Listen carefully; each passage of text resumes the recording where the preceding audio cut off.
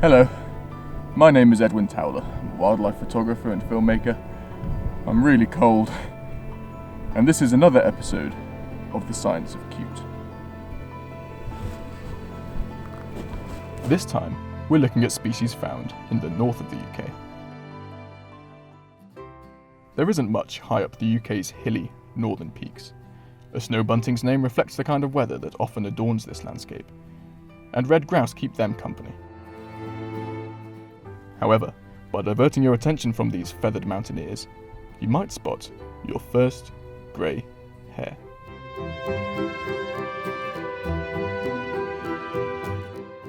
On a sunny winter day, the hares seem misplaced amongst the brown, earthy tones. This weather is abnormal for winter though. At this time of year, snow and ice are the expected hill toppings, which suit the desaturated hares a lot better. The white coats are only temporary, worn by the hares for the winter period. Come summer, brown coats will be all the rage for any fashionable hare that wants to blend in. Mountain hares are mainly nocturnal, spending most of the day resting. They also spend a hefty proportion of their time grooming. Perhaps personal hygiene is important amongst hare culture, or perhaps there's just not much else to do. Hares are known for their tremendous ears.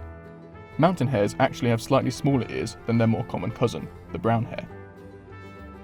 Shorter ears make it easier for the hares to keep warm, as their heart doesn't have to work as hard to pump blood to its extremities.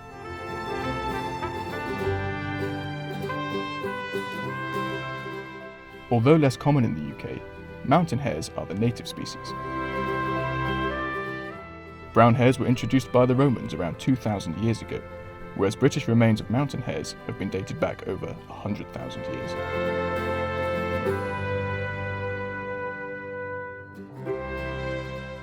Adopting a spherical ball of fluff pose helps the hares stay warm by minimising the surface area of their body exposed to the bitter cold.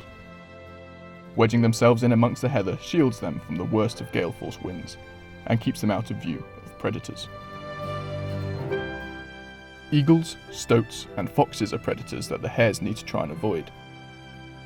But a major killer of these upland dwellers is actually humans. Mountain hares have been accused of transmitting grouse-killing ticks, and are consequently persecuted on grouse moorland.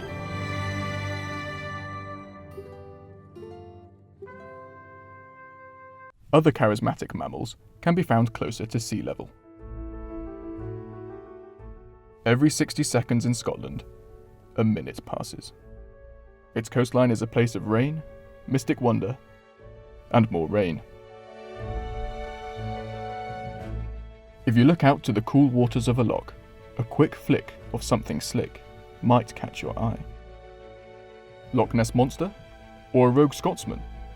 Maybe. If you wait for it to come ashore though, it may well turn out to be an otter.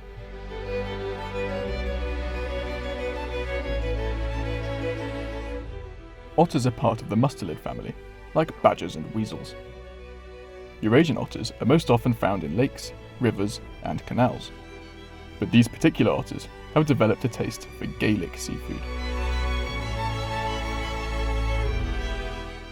Young otters are called pups and are distinguishable by their fuzzier coat. Pups will stay with their mother for over a year, and although they are terrifically sweet, the problem with being an aquatic fluff noodle is in fact the fluff. Young otters have a hard time learning to dive due to the buoyancy created by air trapped in their fluffy coats. Excuses aside, at around 16 weeks old, otter pups are forced to learn to hunt for themselves by their mother.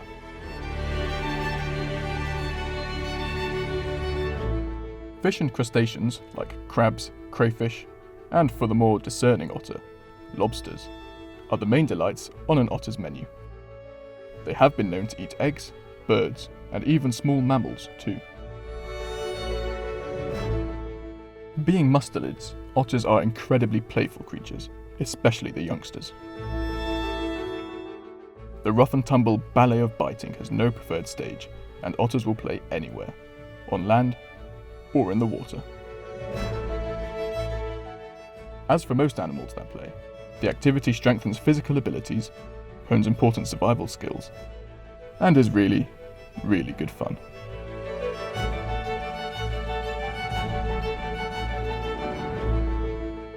Mucking about in the murky depths all day can leave an otter rather filthy, so they always appreciate a good cleaning session.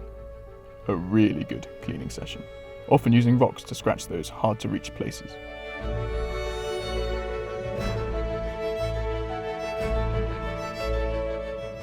After a good scratch, they return to the water to hunt. Otters can close their ears and noses whilst they dive, and the combination of short legs and a long tail streamline them in the water.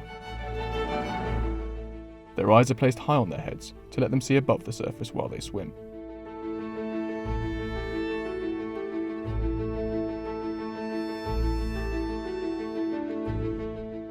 Unfortunately, one of the main threats to these otters is habitat destruction and the increased prevalence of roads and traffic.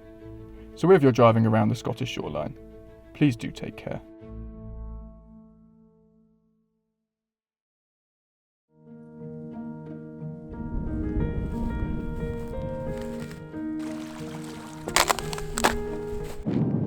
Hello, I'm looking for mountain hares. Now in the UK, most of the population of them is in Scotland, but there is one population that still lives in England, and that population lives in the North Peak district, which is where I am now.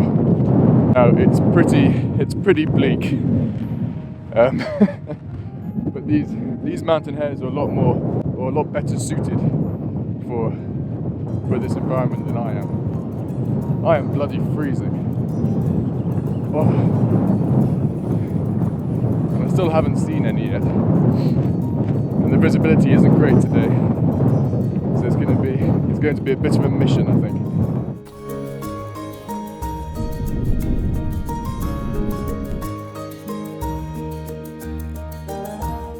That's hare poo, which is good because it means the hares are here. The issue is, at this time of year, the hares have turned white, and when the whole environment looks like this, it means they're really difficult to spot. There's no real way around that. Just have to keep looking.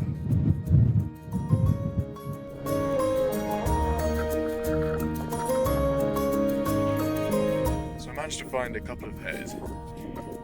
But the visibility today is just terrible. You can hear from me trying to speak as well, it's so cold. I think I'm going to have to leave it for today and come back. So it's Hares 1, Ed 0. Well, good morning, and look at this. We finally got some blue sky. The fog from yesterday is lifted, and because of that the sun's coming in and it's melting away some of this frost from yesterday, which means the white mountain hares will be a lot easier to spot now. The visibility may be a lot better, but it's still bitterly cold, especially with the wind up here. But these little mountain hares, they have to deal with this all day, every day, for their whole lives. So I've got a lot of respect for the little hares. So I just managed to get really close to a mountain hare. It was very obliging, very polite little hare. The hares sort of wandered off now, and you can see behind me that's where I was filming, so that's where my lens and tripod is set up. But then just a little bit further up here, look what I found.